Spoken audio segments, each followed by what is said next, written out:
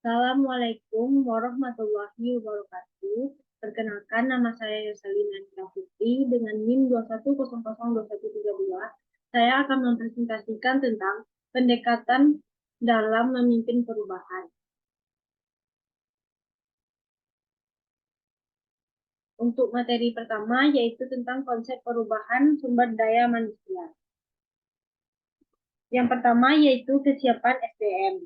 Secara umum, tidak semua sumber daya manusia menyadari pentingnya melakukan penyesuaian. Oleh karena itu, pemahaman tentang sifat perubahan, maknanya, alasan kebutuhannya, dan faktor-faktor yang mendorongnya perlu ditingkatkan.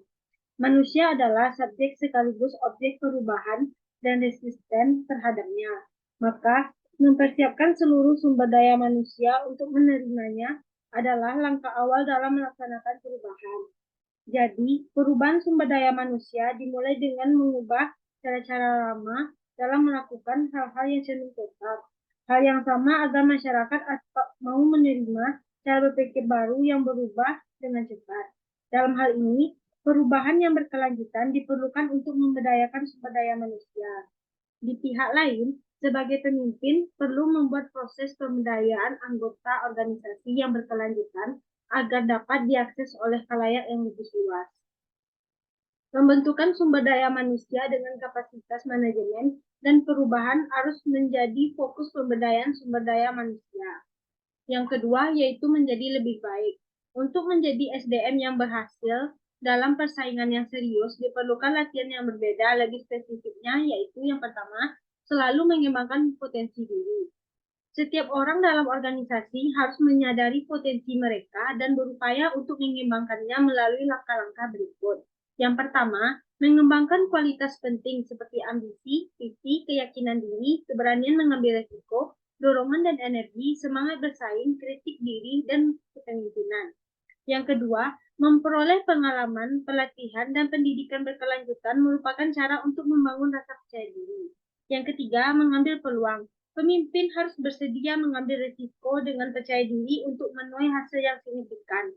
Kapasitas untuk memahami seluruh tindakan yang diperlukan untuk keberanian dan kepercayaan diri. Mereka dapat berpikir dan bertindak seperti wirausaha dan membangun bisnis. Yang keempat, menanamkan kepercayaan diri. Yang kelima, memimpin dengan bijak. Yang keenam, mengejar dengan kesempurnaan. Yang kedua, memperbaiki keterampilan. Kinerja dari setiap individu harus selalu ditingkatkan melalui perolehan pengetahuan, keterampilan, belajar terus-menerus untuk mengembangkan diri, berpikir efektif, meningkatkan daya ingat, meningkatkan keterampilan membaca dan kemahiran berbicara. Yang ketiga, menjadi lebih efektif. Ada sejumlah alat dan metode yang dapat membantu untuk tampil lebih baik, seperti mendorong kreativitas, memanfaatkan waktu dengan lebih baik, menjadi lebih produktif, mampu memprioritaskan, mengetahui apa kelebihan dan kekurangannya, mengurangi stres, dan mengukur kemajuan. Yang keempat itu mengelola kesuksesan. Kemampuan untuk mengelola karir secara efektif sangat penting untuk kesuksesan. Selalu memanfaatkan peluang untuk memajukan diri sendiri dan menerima bantuan dari orang lain. Langkah-langkah berikut yang harus diambil agar berhasil. Yang pertama, mengukur kembali tujuan. Yang kedua, menemukan mentor. Yang ketiga, melakukan kontak. Yang keempat, berperan sebagai pemimpin. Yang kelima, memengaruhi orang lain. Keberhasilan bergantung pada penerimaan orang lain terhadap ide, rencana, dan sudut pandang sebagai pemimpin. Memiliki konsep tentang hasil ideal yang diinginkan, hasil yang diharapkan, dan hasil yang minimum yang dapat diterima sangat penting ketika bernegosiasi. Yang keenam, merencanakan masa depan. Perencanaan adalah hasil dari mempertimbangkan hasil-hasil yang diantisipasi di masa yang akan datang. Materi kedua yaitu tentang konsep perubahan organisasi dalam pengembangan organisasi. Yang pertama yaitu kesiapan organisasi dalam pengembangan organisasi. Kesiapan organisasi adalah bidang kajian pengembangan organisasi yang relatif baru, yang muncul 1 dekade terakhir.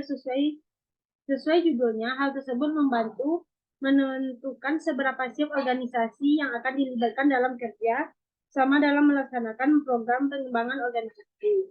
Daripada mengajukan pertanyaan biner seperti apa suatu organisasi siap atau tidak, lebih bertanya kepada seberapa siap organisasi tersebut dalam spektrum kesiapan. Kesiapan dapat didefinisikan sebagai memiliki kondisi dan sumber daya yang tepat untuk mendukung proses perubahan, memiliki visi dan tujuan yang jelas untuk perubahan yang diinginkan, memiliki visi dan tujuan yang jelas untuk perubahan yang diinginkan, memiliki motivasi dan sikap untuk terlihat dengan perubahan dan membuatnya berhasil. Yang kedua, perubahan SDM dalam pengembangan organisasi. Perubahan adalah membuat sesuatu menjadi berbeda dari keadaan sebelumnya. Pemahaman umum seperti ini sesuai dengan pendapat Stephen T. Robbins tahun 2008, yaitu perubahan organisasi adalah membuat sesuatu menjadi lain, akan tetapi pemahaman demikian tidak dapat diterima karena perubahan mesti mempunyai tujuan, yaitu perbaikan atau peningkatan kinerja organisasi yang tidak sekedar melakukan perubahan tetapi juga menghasilkan perbaikan. Perubahan organisasi dan pengembangan organisasi secara bersama-sama mempunyai pengaruh terhadap kinerja anggota organisasi. Pengaruh yang ditimbulkan menunjukkan hubungan yang positif dengan kinerja. Artinya, pada saat adanya perubahan dan pengembangan organisasi, maka akan meningkatkan kinerja pegawai karena pegawai dituntut untuk menyesuaikan diri terhadap perubahan organisasi. Perkembangan dan perubahan organisasi merupakan suatu proses membesar atau meluasnya sebuah organisasi ke arah yang positif. Yang ketiga yaitu mengubah pola pikir. Orang atau individu yang ada dalam organisasi perlu mengubah pola pikir atau sikap dan pola pikir mereka. Tujuannya adalah untuk meningkatkan daya saing mereka. Pola pikir adalah keadaan mental yang berpengaruh pada bagaimana seorang berpikir, merasakan, dan berperilaku dalam situasi yang berbeda. Paradigma mental dikenal sebagai pola pikir yang dipengaruhi oleh 5 faktor. Yang pertama, noda gelap. Yang kedua, asumsi. Yang ketiga, kepuasan diri. Keempat, kebiasaan. Dan kelima, persepsi. Materi yang ketiga yaitu pemimpin perubahan. Pemimpin perubahan.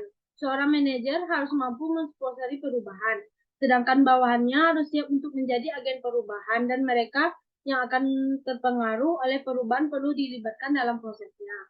Akibatnya, pemimpin dalam organisasi perlu memiliki perencanaan, mau belajar dari kesalahan yang telah dibuat sebelumnya, dan memiliki keterampilan yang dibutuhkan.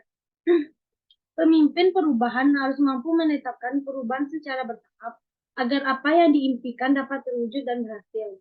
Mengambil alih perubahan melalui perubahan budaya yang terhubung dengan memberikan bawahan lebih banyak kekuatan. Selain itu, pemimpin perubahan harus sadar akan penyakit kepemimpinan yang harus dihindar dan mau belajar dari pengalaman sebelumnya. Materi selanjutnya yaitu keterampilan dalam memimpin perubahan. Yaitu yang pertama, keterampilan membuat konsep. Kemampuan ini menunjukkan pada kemampuan berpikir seperti menganalisis suatu persoalan, memutuskan dan memecahkan masalah. Yang dimaksud yang pertama, kemampuan pemimpin untuk melihat organisasi dan setiap permasalahan sebagai satu keseluruhan. Yang kedua, kemampuan untuk mengkoordinasikan seluruh rentetan kegiatan keinginan dan kepentingan perorangan serta kelompok dalam kerangka pencapaian tujuan organisasi, juga menyusun konsep-konsep tertentu. Keterampilan konseptual mencerminkan beberapa aspek. Yang pertama, kemampuan analisis. Yang kedua, berpikir secara rasional. Yang ketiga, ahli atau cakap dalam berbagai macam profesi.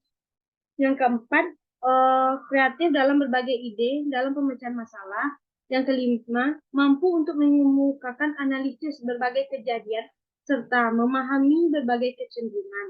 Yang keenam, mampu mengantisipasi perintah. Yang kedua, keterampilan teknis. Keterampilan teknis, seorang pemimpin harus mempunyai kemampuan untuk menggunakan pengetahuan, metode-metode, dan teknik tertentu dalam menyelesaikan suatu tugas secara spesifik. Maksudnya adalah yang pertama, semua kecakapan atau keahlian dalam keterampilan khusus, terutama yang memerlukan metode, proses, prosedur, dan teknik.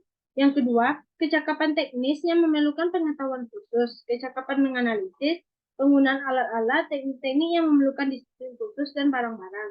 Yang ketiga, kecakapan teknis yang berkaitan dengan tugas-tugas khusus. Yang ketiga, yaitu keterampilan manusiawi.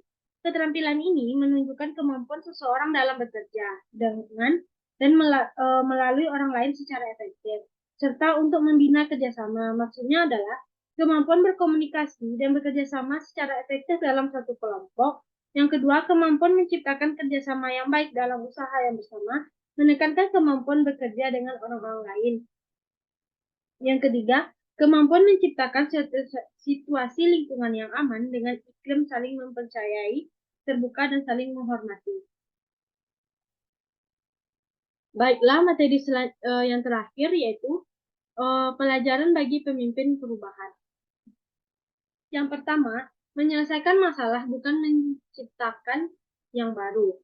Ada dua orientasi fundamental yang berbeda dalam menghadapi masalah, yaitu menciptakan yang baru atau menyelesaikan masalah yang ada. Sebagian besar pekerjaan manajer adalah menyelesaikan masalah, dan kita percaya bahwa manajer yang sukses adalah manajer yang mampu memecahkan masalah, bukan menghindarinya. Tantangannya adalah sebagai pemimpin harus tahu bahwa jika pemimpin fokus pada satu atau lebih masalah, pemimpin tidak akan punya waktu untuk mempertimbangkan pilihan yang lainnya. Oleh karena itu, kompetensi untuk melihat prioritas masalah yang perlu untuk diselesaikan lebih dahulu sangat diperlukan. Yang kedua, pemimpin yang efektif penuh dengan kejutan. Strategi yang terorganisir dengan baik untuk meramalkan masa depan sangat penting untuk setiap organisasi. Namun, pemimpin juga perlu menemukan cara terbaik untuk mengembangkan peluang baru dengan mencari celah yang tidak terduga. Jadi, para pemimpin harus secara bersamaan melakukan keduanya. Yang ketiga, perubahan dimulai dari yang sedikit. Para pemimpin perlu berusaha untuk mengembangkan kekuatan organisasi dan menghabiskan cukup banyak waktu untuk memperbaiki kelemahan bawahan dalam bekerja. Pada awal perubahan perlu berfokus pada beberapa orang saja yang memiliki prestasi yang tinggi dan lebih disukai daripada mendorong seluruh anggota organisasi. Yang keempat, dorongan kompetensi dan pembelajaran. Menurut Korta dalam Wibowo tahun 2006 halaman 287 mengatakan bahwa dorongan kompetensi dan pelajaran sepanjang hayat merupakan dua faktor yang terpenting dalam kemampuan seseorang untuk mengembangkan karir di lingkungan ekonomi yang sulit ini. Yang kelima yaitu keterampilan pemimpin perubahan. Untuk menjalankan organisasi, seorang pemimpin perubahan membutuhkan keterampilan tertentu. Menurut Kanter dalam Wibowo 2006 halaman 287 menyatakan bahwa orang membutuhkan waktu, tanggung jawab, dan sumber daya untuk membuat perubahan yang bertahan lama. Berikut ini merupakan kunci untuk memantau perubahan. Yang pertama, imajinasi untuk melakukan inovasi. Yang kedua, profesionalisme untuk mewujudkan kerja. Yang ketiga, keterbukaan untuk berkolaborasi. Menurut Kotter dalam Supianto tahun 2009 halaman 90, keberhasilan dari seorang pemimpin perubahan dapat dilihat berdasarkan 5 variabel. Yang pertama, variabel personal history. Mengacu pada kemampuan yang telah diketahui atau dimiliki seseorang sejak lahir, serta pengalaman masa kecil, pengalaman pendidikan, dan pengalaman kerja. Yang kedua, competitive drive, mengacu pada bagaimana ia menentukan standarnya untuk bersaing dengan pihak lain, sehingga dapat digunakan sebagai acuan untuk mengambil tindakan yang diinginkan. Yang ketiga, lifelong learning, mengacu pada kemampuan dan kapasitas pemimpin untuk belajar sepanjang hayat. Pemimpin perubahan diharapkan dapat dan termotivasi untuk menentukan keinginan untuk menghadapi tantangan baru dan jujur tentang keberhasilan serta kegagalan mereka sebagai hasil dari pembelajaran ini. Yang keempat, abilities dan skill. Untuk menghasilkan perubahan, tunjukkan keahlian dan pengetahuan kepemimpinan yang relevan. Kemampuan untuk menggunakan seperangkat instrumen untuk manajemen perubahan, mulai dari persiapan hingga implementasi dan evaluasi, adalah salah satu keterampilan yang harus dimiliki. Yang kelima, competitive capacity. Mengacu pada kapasitas kepemimpinan perubahan terkait bagaimana pemimpin tersebut menghadapi lingkungan ekonomi yang serba cepat dan kompetitif ini. Sekian presentasi yang dapat saya sampaikan. Jika ada salah, saya mohon maaf. Assalamualaikum warahmatullahi wabarakatuh.